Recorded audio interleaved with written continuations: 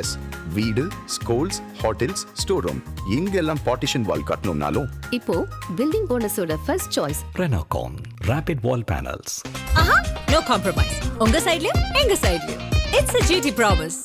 GT Holidays, South India's #1 travel brand. தமிழர்களின் number one choice Tamil matrimony.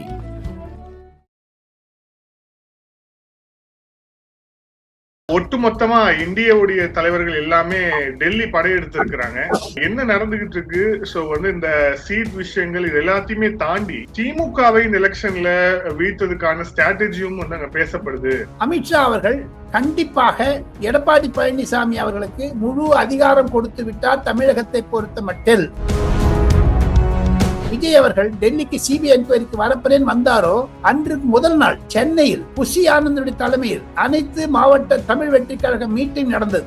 அதில் என்ன தீர்மானம் போட்டார்கள்? கூட்டணி வேண்டும் என்று. ஆக மொத்தம் ஆஃப் தி ரெக்கார்ட் பண்ணது டிவிகே தான். முதல்ல எஸ் சொல்லிட்டு கடைசி ஏன் வித்ட்ரா பண்ணாரு? அவருக்கு என்ன பயம் கேட்டீங்கன்னா 2029 ராகுல் காந்தியோட சேர்த்து ராகுல் காந்தி பிரைம் மினிஸ்டர் ஆக்கணுங்கிற எண்ணம் இருக்கு. நேச்சுரல் இருக்க வேண்டியது யாரும் இல்லைங்க. ஆனா இப்போ திமுகவை எப்படினாலும் கட் பண்ணணும், நம்ம தனியா போனா பரவாயில்ல முடிவு பண்ணிட்டேன். அந்த கன்ஃபியூஷன் தான். கண்டிப்பாக அமித்ஷா தரப்பிலிருந்து விஜய்க்கு அழுத்தம் தரப்பட்டது உண்மை. வேல்முருகன் ஏற்கனவே அந்த கூட்டணி விட்டு வெளியேறி இருக்கிறார். திருமாவளவன் மூன்றாவது முறையாக முதலமைச்சரை தனியாக சந்தித்திருக்கிறார் வீட்டுல. இப்ப இந்த கூட்டணி விஷயங்கள், ஏன்னா இவ்வளவு நாளா திமுக ஒரு பிரம்மாண்ட கூட்டணி, வலிமையான கூட்டணி சொல்லிட்டு இருந்தப்போ அந்த கூட்டணி இருக்கக்கூடிய சலசலப்பை எப்படி பாக்குறீங்க? மத்திய அரசாங்கத்தில் இருக்கக்கூடிய அதிகாரிகளே பலர் எடப்பாடி பழனிசாமியிடம், தமிழக அதிகாரிகளும் சரி, ஐபிஎஸ் ஐஏஎஸ் அதிகாரிகளும் அவர்தான் அடுத்த முதலமைச்சர் என்று சொல்லக்கூடிய அளவிற்கு அதிகாரிகளிடையே பேச்சிருக்கிறது. இதுதாங்க ஒரு ரவுண்ட் அப். ஆனால் தமிழகம் ஃபர்ஸ்ட் டைம் தொங்கு சபை தோக்கிச்சுன்னா ஃபர்ஸ்ட் அஃபெக்ட் ஆகிறது டிஎம்கே தான் இருக்கு. ஆதரணியர்களுக்கு அன்பு வணக்கம். இன்றைய சிறப்பு நேர்காணலில் நம்முடன் இணைந்திருக்கிறார் மூத்த பத்திரிகையாளர் டெல்லி ராஜகோபால் அவர்கள். சார் வணக்கம். நமஸ்காரம். நமஸ்காரம் வினோத். வணக்கம் சார். சார், ஒட்டுமொத்தமா இந்தியாவுடைய தலைவர்கள் எல்லாமே டெல்லி படையெடுத்து இருக்கிறாங்க. என்ன நடந்துகிட்டு இருக்கு? சோ இந்த சீட் விஷயங்கள் இது எல்லாத்தையுமே தாண்டி திமுகவை இந்த எலெக்ஷன்ல வீழ்த்ததுக்கான ஸ்ட்ராட்டஜியும் அங்க பேசப்படுது அப்படின்ற அளவுக்கு சொல்றாங்க. அப்புறம் எந்தெந்த யாரெல்லாம் தேர்தல் பிரச்சாரத்துக்கு தமிழகத்திற்கு வரப்போறாங்க அப்படிங்கிற மாதிரியான ஒரு உத்தேச பட்டியெல்லாம் வெளியே இருக்கு அப்படிங்கிறத பாக்குறோம். இதோட பின்னணி பத்தி சொல்லுங்க சார், என்ன நடந்துகிட்டு இருக்கு டெல்லியில? ஆதன் தமிழ் நேயர்களுக்கும் வினோத் நேயர்களுக்கும் என்னுடைய நன்றிகளை தெரிவித்துக் கொண்டு, ஒன்றே ஒன்று நிச்சயம், திராவிட முன்னேற்ற கழக அரசாங்கத்தை வேருடன் புடுங்கி எறிவேன் என்று ஹிந்தியில் மே உக்காடுக்கே பேங் துங்கா என்று அமித்ஷா எப்பொழுது ராஜ்யசபா லோக்சபா விவாதங்களில் சொன்னாரோ சென்ற வருடம், அந்த தீவிரம் இப்பொழுது இருக்கிறது. வினோத், பாஜகவினுடைய தலைவர்கள் டெல்லி வந்தார் என்றால் அதற்கு ஒரு மாபெரும் காரணம் இருக்குது. அந்த விளக்கத்தை நான் ஆதன் தமிழ் நேயர்களுக்கு சொல்லியாக வேண்டும். ஈரான் இஸ்ரேல் போர் நடக்கும் பொழுது பிரதிதினம் காலை 10:30 மணிக்கு மாலை 6:30 மணிக்கு பிரதமர் நரேந்திர மோடியினுடைய தலைமையில் கேபினட் கமிட்டி ஆன் செக்யூரிட்டி பிரதிதினம் கூடி வருகிறது. காரணம் என்ன என்று கேட்டால், விலை ஒரு பெட்ரோலியம் பதார்த்தங்கள், கேஸ் சிலிண்டர், எல்பிஜி போன்றவைகளுக்கெல்லாம் எப்பொழுது எங்கே வந்து கொண்டிருக்கிறது கப்பல் என்பதையெல்லாம் ஒருங்கிணைப்பதற்காக அந்த கேபினட் கமிட்டியை செக்யூரிட்டி மீட் பண்றது. அதுல அமித்ஷா பிஸியா இருக்கிறதுனாலதான் தமிழ்நாட்டில இருந்து எல்லாரும் டெல்லிக்கு கூப்பிட்டார், வெஸ்ட் பெங்கால்ல இருந்து கூப்பிட்டார், அஸ்ஸாம்ல இருந்து கூப்பிட்டார், கேரளால இருந்து கூப்பிட்டார். இது தமிழ்நாட்டுக்கு ஒன்று விதி விலக்கல்ல. காரணம் என்ன என்று கேட்டால், அமித்ஷாவினுடைய பிரசன்ஸ் அந்த கேபினட் கமிட்டி ஆன் செக்யூரிட்டியில இம்பார்ட்டன்டா இருக்கு. 5 பேர் முக்கியம். பிரதமர், அமித்ஷா, ராஜ்நாத் சிங், நிர்மலா சீதாராமன், ஜெய்சங்கர், இந்த 5 பேரும் இருப்பாங்க. தினம் மீட்டிங் நடக்குதுங்க. அந்த மீட்டிங்காக அதை மீதி போக அதுக்காக தான் ராத்திரி பார்த்தாரு. அண்ட் மோரோவர் அமித்ஷாவுடைய ஆட்டிடியூட் எல்லாமே ராத்திரி 8 மணிக்கு மேல தான் அவர் சூடு பிடிக்கும் அவருக்கு அரசியல் எல்லாம். இப்போ நீங்க கேட்ட கேள்விக்கு பதில் சொல்றேன். அமித்ஷா அவர்கள் கண்டிப்பாக எடப்பாடி பழனிசாமி அவர்களுக்கு முழு அதிகாரம் கொடுத்து விட்டார். தமிழகத்தை பொறுத்த மட்டில் என்ன ஒன்னா செய்யுங்க, நீங்க என்ன சொல்றது அது அக்செப்டபிள் டு மீ அப்படிங்கிற மாதிரி. காரணம் என்ன என்று கேட்டால், திமுகவை வேருடன் புடுங்கி எறிய வேண்டும் என்பதுதான் பாஜகவுடைய நோக்கம். காரணம், அது 2029 காங்கிரஸ் திமுக ஒன்றாக இருந்தால் அது வரக்கூடிய நாட்களில் மோடிக்கு 2029 ஆபத்து வரக்கூடும் என்றெல்லாம் கூட யோசிக்கிறார்கள்.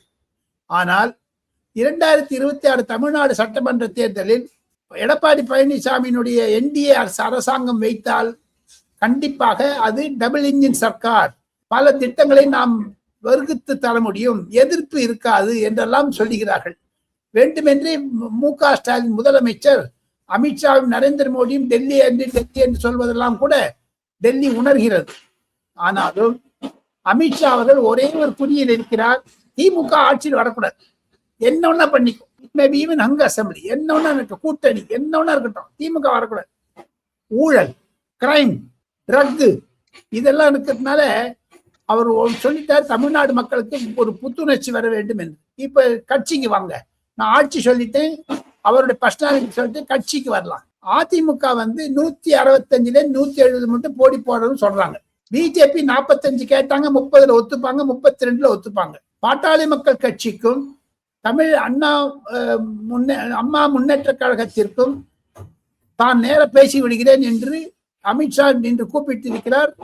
வெள்ளிக்கிழமை 20ஆம் தேதி ஃப்ரைடே அந்த மீட்டிங் ராத்திரி 8 மணிக்கு நடக்கும் போது தனித்தனியாக தினகரனிடமிருந்து சில விஷயங்களை அவர் கேட்க இருக்கிறார். தவிர நரேந்திர மோடி அவர்களுடைய அரசாங்கத்தில் செய்த ஒரு மாபெரும் சாதனை என்ன என்று கேட்டால், அவர் திருச்சி மீட்டிங்லயும் சரி மதுராந்தகம் மீட்டிங்லயும் எப்படி அன்புமணி ராமதாஸ் ஆவேசமா பேசினாரோ, தமிழ்நாடு அரசாங்கத்தை ஒழிக்க வேண்டும் என்று சில சான்றுகளை எல்லாம் எடுத்து வைத்தார். அதையெல்லாம் டிஸ்கஸ் பண்ணிட்டு கண்டிப்பாக லாஜிஸ்டிக் சப்போர்ட், மானிட்டரி சப்போர்ட், கேடர் சப்போர்ட் இதுக்கெல்லாமே டிஸ்கஸ் பண்ண போறாங்க. அண்டை மாநிலமான பெங்களூரிலிருந்து 500 அல்லது 600 RSS தொண்டர்கள் ஆந்திராவிலிருந்தும் மத்திய பிரதேசத்திலிருந்து வர இருக்கிறார்கள். தமிழகத்தின் முழுவதும் எங்கெங்க பாரதிய ஜனதா கட்சி போட்டி இருக்கிறதோ அங்கெல்லாம் வர இருக்கிறார்கள். அதை தவிர அமித்ஷாவினுடைய முதல் எண்ணம், தமிழ்நாட்டிற்கு இவ்வளவு செய்திருக்கிறோம், 13 லட்சம் கோடி கொடுத்திருக்கிறோம், அதையெல்லாம் ஏப்பம் விட்டு விட்டதே ஸ்டாலின் அரசு என்றதெல்லாம் ஆதங்கத்தை தெரிவிக்கிறார். மேலாக எல்லாத்தையும் ஒன்னு பாயிண்டா வர்ணிச்சுட்டு வந்துட்டேன். நேற்று எடப்பாடி பழனிசாமியுடைய ஒரே ஒரு மனத்தாங்கல் என்ன என்று கேட்டால், கோர்ட்டினுடைய தலையீடு முறையீடுனால சில கேசஸ் எல்லாம் KN நேரு போன்ற கேஸ், செந்தில் பாலாஜி போன்ற கேஸ் எல்லாம் ஏன் தடங்கி இருக்கிறது, அந்த தடையை நீக்க வேண்டாமா என்றெல்லாம் கூட கேட்டிருக்கிறார்கள். ஆக மொத்தம் செந்தில் பாலாஜி கரூர் விஷயத்தில் சிக்கிக் கொண்டாலும், விஜய் சிக்கிக் கொண்டாலும், KN நேரு அவர்கள் தன்னுடைய அந்த 888 கோடி ரூபாயினுடைய என்போர்ஸ்மெண்ட் டைரக்டரில் சிக்கிக் கொண்டாலும், அவர்கள் இருவருமே ஜெயிலில் இருந்தான் போட்டி போட வேண்டிய நிலைமைக்கு வந்தாலும் வரும். காரணம் 5 அல்லது 6 தேதிகளில் அந்த கேஸ் எல்லாம் வரப்போகுது. இது 4 தான் டிஸ்கஸ் பண்ணாங்க. Legal aspect, political aspect, seat sharing, monetary support எல்லாத்தையும் டிஸ்கஸ் பண்ணியாச்சு. அமித்ஷா அவர்கள் எடப்பாடி பழனிசாமி நேரில் பார்த்த உடனே கை கொடுத்து விட்டு, அப்போ துஷ்மன் நிக்கல் கியா, உன்னுடைய எதிரி இறங்கி விட்டாரா கட்சியிலிருந்து என்று கேட்டார். அதாவது ஓ பன்னீர்செல்வத்தை திமுக பக்கம் போனதை பற்றி வரவேற்றார்கள். இருவரும் சிரித்தார்கள், கை கொடுத்து கொண்டார்கள். பிறகு அந்த மீட்டிங் ப்ராக்ரஸ் இருக்கும் பொழுது தம்பிதுரை உருள வரைத்தாங்க. அப்புறம் பியூஷ் கோயல் வந்தார். தம்பிதுரை வெளில போக சொல்லிட்டு பியூஷ் கோயல் இவங்க எல்லாம் 3 பேரும் தனியா பேசியிருக்காங்க. அப்பொழுது அவல் உப்மா கொடுக்கப்பட்டது. போகா என்று ஹிந்தியில் பெயர் அதற்கு. அந்த அவல் உப்மா மேல ஓம்படியை தூவிட்டு எலுமிச்சம்பழத்தை தூவி கொடுத்தாங்களா, ருசியா இருக்கும். குஜராத்தினுடைய டோக்லாவும் கொடுக்கப்பட்டது. எடப்பாடி பழனிசாமி 10:30 முதல் 11:45 மட்டும் வந்து 1 மணி வாக்குல வியாழக்கிழமை இரவு வெள்ளிக்கிழமை காத்தால தாஜ்மஹால் ஹோட்டலுக்கு வந்து செக்இன் பண்ணிட்டு காலை 6 மணிக்கே கிளம்பிட்டாரு. அதுதாங்க ஒரு round up of Edappadi Palaniswami visit. It's successful visit தான் எடப்பாடி பழனிசாமியே சொல்லியிருக்காரு. சார், இருந்தாலும் கூட இங்க தமிழகத்துல தொடர்ச்சியான விவாதங்கள் எப்படி நடந்துருக்குன்றது நீங்க பாத்துருப்பீங்க. நிச்சயமாக NDA உடைய அந்த கூட்டணிக்குள்ள விஜய் வந்து விடுவார், பாஜக அந்த பேச்சுக்களை நடத்தி முடித்திருக்கிறது, எப்படியும் ADMK உடைய தலைமையும் கன்வின்ஸ் பண்ணிடுவாங்க உள்ளிட்ட விஷயங்கள் தான் தொடர்ச்சியாக தமிழக ஊடகங்கள்ல விவாதிக்கப்பட்ட ஒரு விஷயமாக இருந்தது. ஆனா திடீர் இந்த விஜய் தரப்புல இருந்து மறுத்தாங்க, அதுக்கப்புறம் பாஜகவே மறுத்து விட்டது, அதுக்கப்புறம் அதிமுகவும் பேசவில்லைன்னு சொல்லிட்டாங்க. இந்த இன்பிட்வீன்ல என்ன நடந்துச்சு சார்? விஜயினுடைய தடுமாற்றம், இரண்டாவது ராகுல் காந்தியினுடைய நிலை மாற்றம். ராகுல் காந்தி சொல்லியிருக்கிறார், அந்த ரம்லானுடைய விழாவில் விஜய் கலந்து கொண்டு வந்து செக்யூலர் கவர்மெண்ட் நான் இன்ஸ்டால் பண்ணுவேன்னு சொன்ன உடனே ராகுல் காந்தி தன்னுடைய ஆப்த நண்பர் ஒருவரை விஜயிடம் பேச சொல்லியிருக்கிறார். ஒருவேளை நேற்று முன்தினம் நடந்தது, அதாவது புதன்கிழமை 17ஆம் தேதி 18ஆம் தேதி வாக்குல இந்த டெவலப்மெண்ட் 2 நாள் முன்னாடி நடந்தது. நான் பேசுவது வெள்ளிக்கிழமை. அப்பொழுது பாண்டிச்சேரியில் தமிழ் வெற்றி கழகம் என்ஆர் காங்கிரசும் ஒன்று சேரும் பொழுது ஏன் நாம் சேர்ந்து கூடாது என்று ராகுல் காந்தி ஒரு யோசனை தெரிவித்தாராம். அதன் மூலமாக விஜய்க்கு தெரிவிக்கப்பட்டது. ஆனால் திமுக இதை எப்படி இருந்தாலும் கொலாப்ஸ் பண்ணணும்னு பார்த்தாங்க. அது முறியடிக்க வேண்டும் என்று நினைத்தார்கள். ஜெகத் ரக்ஷகன் தன்னுடைய சோர்ஸ் மூலமாக ராகுல் காந்திக்கு தெரியப்படுத்தி விட்டார், பிஜேபி வீழ்த்த வேண்டும், தாங்கள் வேறு ஏதாவது முயற்சி செய்யாதீர்கள், காங்கிரசும் திமுகவும் அரவணைத்து செல்லும், தாங்கள் கேட்கக்கூடிய நம்பரை கொடுக்கிறோம் என்று ஜெகத் ரக்ஷகன் வலியுறுத்தியிருக்கிறார். ஆக மொத்தம் இதெல்லாம் பின்னணியில் நடந்தது. அதை தவிர வினோத், எப்பொழுது விஜய் அவர்கள் டெல்லிக்கு சிபிஐ என்கொயரிக்கு வரப்போறேன் வந்தாரோ அன்று முதல் நாள் சென்னையில் புஷி ஆனந்தனுடைய தலைமையில் அனைத்து மாவட்ட தமிழ் வெற்றி கழக மீட்டிங் நடந்தது.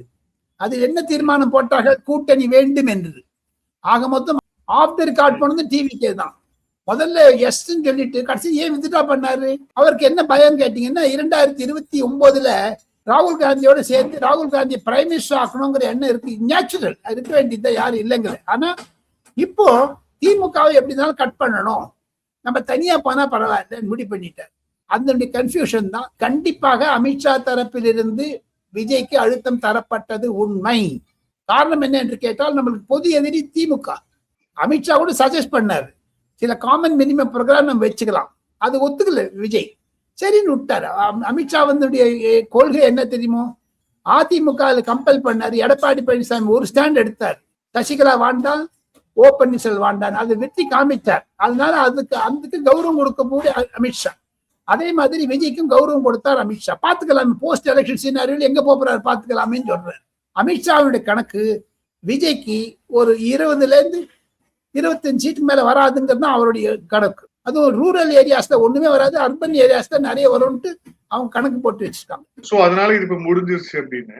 இப்போ இதுக்கு நடுவுல இந்த சிபிஐ விவகாரமும் வந்திருக்கிறது. மிக குறிப்பாக விஜயை தாண்டி இந்த சிபிஐ விசாரணையில வந்து ஹைலைட் ஆகக்கூடிய பெயர் முன்னாள் அமைச்சர் செந்தில் பாலாஜி. சோ இப்போ அதை ஒட்டி நடக்கக்கூடிய விஷயங்கள் என்னவா இருக்கு? 10 மணி நேரத்துக்கு முதல் 12 மணி நேரம் வரை செந்தில் பாலாஜி குறுக்கு விசாரணை செய்தார்கள். அன்பார்ச்சுனேட்லி தமிழக ஊடகங்களோ தமிழக யூடியூப்களோ அதை ஃபாலோ பண்ணவில்லை. அது காரணம் தங்களுக்கே தெரியும். ஆனாலும் எனக்கு சிபிஐ அதிகாரிகள் சொல்லுவது என்ன என்று கேட்டால், மீண்டும் ஒரு முறை நாங்கள் செந்தில் பாலாஜியை கூப்பிடுவோம். காரணம் என்னன்னா வினோத், சார்ஜ் ஷீட் ரெடி ஆயிடுச்சு. லாஸ்ட் விட்னஸ் 128 விட்னஸ்ல செந்தில் பாலாஜி 128வது விட்னஸ். அதுல நம்ம வந்து அவர் எப்படி கையாள வேண்டியது, சில கேள்வியெல்லாம் பதில் சொல்லவே இல்லை. அவர் ஒருவேளை அவர் அரெஸ்ட் பண்ணாவிட்டாலும் சார்ஜ் ஷீட்ல அவர் accused number 1 Senthil Balaji, accused number 2 SP of Karur என்று சொல்லி தமிழக அரசாங்கத்தையும் குற்றஞ்சாட்ட இருக்கிறார்கள். ஸோ அக்யூஸ் நம்பர் 3 விஜயும் சேர்த்துருவாங்க. அப்படிதான் வரப்போகுதுங்க. செந்தில் பாலாஜியிடம் இந்த கேட்ட கேள்விக்கு அவர் நன்றாக பதில் சொன்னார். ஆனால் சிலத்துக்கெல்லாம் தயங்கினார், இல்லை என்று மழுப்பினார். ஒருவேளை அடுத்த திங்கள் இல்ல செவ்வாய்க்கிழமை கூப்பிடுவார் என்று சிபிஐ வட்டாரங்கள் எனக்கு தெரிவிக்கின்றன. சென்னையில போகணும்னாரு, சரி சென்னையில கொடுக்குறேன்னு சொல்லிட்டாங்க. 29ஆம் தேதி மார்ச் மாதம் சுப்ரீம் கோர்ட்டுக்கு ஃபைனல் ஸ்டேட்டஸ் ரிப்போர்ட் கொடுக்கணும். காரணம், அஜய் ரஸ்தோகி என்று சொல்லக்கூடிய நீதி அரசர், எஸ்ஐடி போட்டிருக்காங்க, ஸ்பெஷல் இன்வெஸ்டிகேட்டிங் டீம், அதனுடைய தலைவர், அவருக்கும் அந்த அறிக்கை 28ஆம் தேதி ராத்திரி தரப்படும். 29ஆம் தேதி அது சுப்ரீம் கோர்ட்டில் தாக்கல் செய்யப்படும். அதில் 3 விவரங்கள் கண்டிப்பாக வரும். தமிழக அரசாங்கத்தை குற்றம் சாட்டுவார்கள், செந்தில் பாலாஜி குற்றம் சாட்டுவார்கள் அரசியல் ரீதியாக. 10 ரூபாய் பாலாஜி என்று சொன்ன பொழுது பல செருப்புகள் வந்தது பாருங்க. அந்த போட்டோலாம் எடுத்து கேட்டு காமிச்சிருக்காங்க செந்தில் பாலாஜி கிட்ட, இவர் யார் இவர் யார் இவர் யார் இவர் யாருன்னு. அதுக்கெல்லாம் அவர் பதில் சொல்லலை, தெரியாது தெரியாதுன்னு சொல்லியிருக்கார். ஸோ அவங்களை 2 பேரையும் எதிர்ப்புமா பண்றதுக்கான ஏற்பாடுகள் அடுத்த வாரம் நடக்கும் என்று தான் சிபிஐ சொல்லுகிறது. முக்காவாசி கேள்விக்கு விஜய் நன்றாக பதில் சொன்னார். ஆக மொத்தம் விஜயை டீலிங் பண்ணலாமா இல்ல அவர் மீது அக்யூஸ் நம்பர் 3 போடலாமான்னு பார்த்துட்டு இருக்காங்க. சார், இன்னொரு விஷயம், உங்களுக்கு நல்ல பரிச்சயம் இருக்கக்கூடியவர் தான் திமுகவுடைய எம்பி ஜெகத் ரட்சகன். இப்போ பாண்டிச்சேரியில நடக்கக்கூடிய விஷயங்கள் நம்ம பார்த்துட்டு இருக்கிறோம். பாண்டிச்சேரியில எந்த ஐடியால டிஎம்கே வந்து மூவ் பண்றாங்க? ஏற்கனவே இதற்கு முன்பாக ஜெகத் ரட்சகன் ஒரு முறை உள்ளரங்க கூட்டத்துல பேசும்போது பாண்டிச்சேரியில் நம்ம தான் ஆட்சி அமைக்கணும் அப்படின்னு, அவருக்கு பாண்டிச்சேரி முதல்வர் ஆகணும்ன்ற ஒரு கனவு இருக்கு அப்படின்னு சொல்லப்படுது. ஸோ இப்போ நடந்துட்டு இருக்க விஷயங்கள்லாம் பாக்குறோம். இது எப்படி பாக்குறீங்க? பாண்டிச்சேரி முதலாவது நியாயம். காரணம் என்ன என்று கேட்டால், அவர் தமிழகத்திற்கும் திராவிட முன்னேற்ற கழகத்திற்கும் அதிகமாக ஈடுபாடு உள்ளவர். அவர் முதலமைச்சராவது கடினம். நரேந்திர மோடி பிரதமராக இருக்கிற வரையில் திராவிட முன்னேற்ற கழகம் 2 மாநிலங்களில் வர்றது கடினமாகத்தான் இருக்கும். காரணம், தமிழகத்தில் ஒருவேளை தொங்கு சபை வந்தால் அதை விட மோசமாக பாண்டிச்சேரியில் இருக்கும். ஒன்று. இரண்டாவது, ராகுல் காந்தியினுடைய நிலைப்பாட்டினால் தான் காங்கிரஸ் தடுமாறுகிறது, திமுக தடுமாறுகிறது. புதுச்சேரியை பொறுத்த மட்டும் புதுச்சேரியில் நாராயணசுவாமிக்கும் வைத்தியலிங்கத்திற்கும் இடையே இருக்கக்கூடிய தகராறு காரணமாக அவர்கள் இருவரும் துருவமாக இருப்பதன் காரணமாக, நாராயணசுவாமி அவர்கள் ஓப்பனாவே சொல்வதன் காரணமாக, நாம் தமிழ் வெற்றி கழகத்துடன் போனால் நன்றாக இருக்கும் என்றெல்லாம் அவர் கருத்து தெரிவிக்கிறார்கள். தமிழ்நாட்டில் அண்டர்ஸ்டாண்டிங் வந்துட்டு அப்புறம் வினோத், பாண்டிச்சேரியில் எதிர்த்து போக முடியாது. தமிழ் வெற்றி கழகமும் காங்கிரஸ் போச்சுன்னா தமிழ்நாட்டிலே அந்த கூட்டு மாறும். 28 சீட்டு திமுக கொடுத்துட்டாங்களே தவிர காங்கிரஸுக்கு. அதனால எத்தனை பிரச்சனை. சிபிஎம் வெளில போச்சுன்னா, சிபிஎம் வெளில போகாத இருக்கிறதுக்கு தடுக்கிறதுக்கு என்ன செய்ய போறாரு மு.க. ஸ்டாலின்?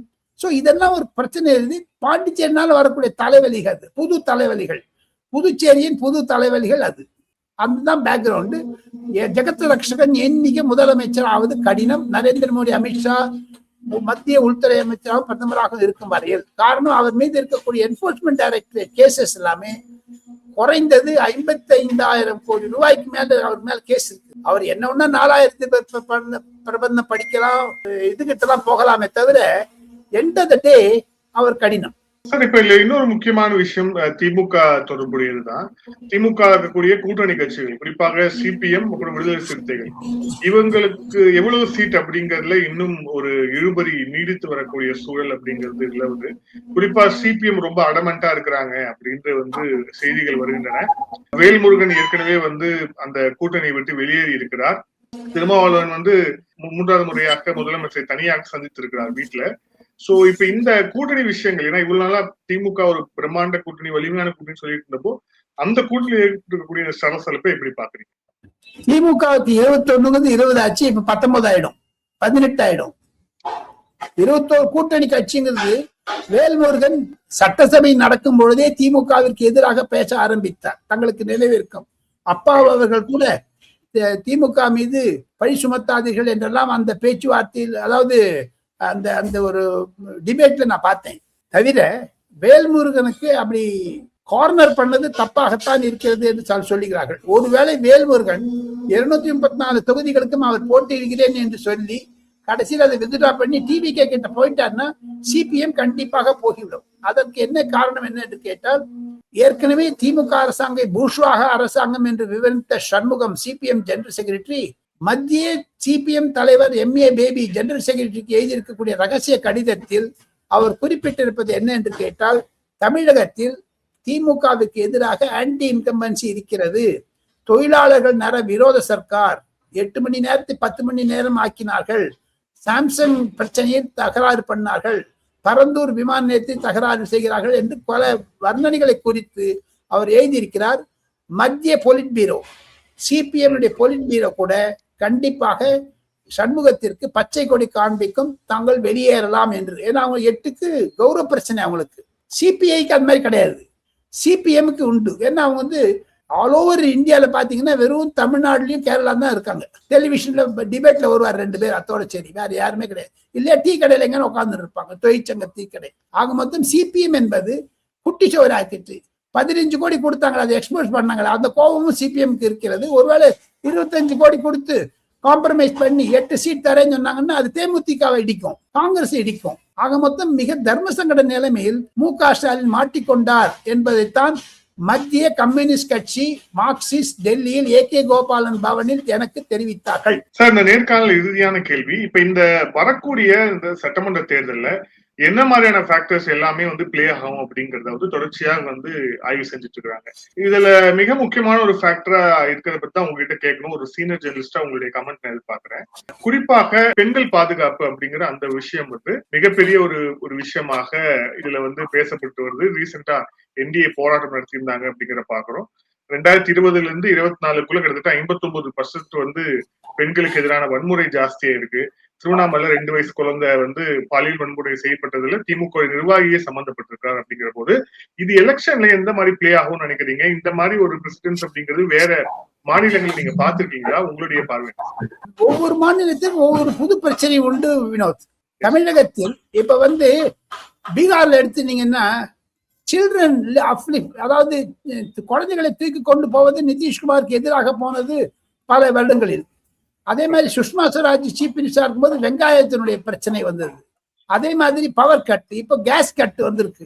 மத்திய அரசாங்கத்திற்கு தலைவலி இருக்கத்தான் இருக்கிறது. ஆனால் மாநில அரசாங்கத்திற்கு குறைந்தது 75 முதல் 80% வரை அவர்களுக்கு ஒரு மாபெரும் எதிர்ப்பு இருக்கிறது. ஆன்டி இன்கம்பன்சி இருப்பதனால் எனக்கு கிடைக்கக்கூடிய ஒரு 4-5 விஷயங்கள். ஒண்ணு, நீங்க வந்து பெண் ப்ரொடெக்ஷனை பத்தி சொன்னீங்க. ஆனால் மத்திய பாஜகவும் சரி, காங்கிரஸும் சரி, கம்யூனிஸ்ட்களும் சரி, ஈவன் திமுக கூட 5 சப்ஜெக்ட்ல அவங்க கான்சென்ட்ரேட் பண்றாங்க. எல்லாம் பொதுவாக பாத்தீங்க. ஆனால் ஒன்று urban rural divide, women's protection, SC ST Dalit oats.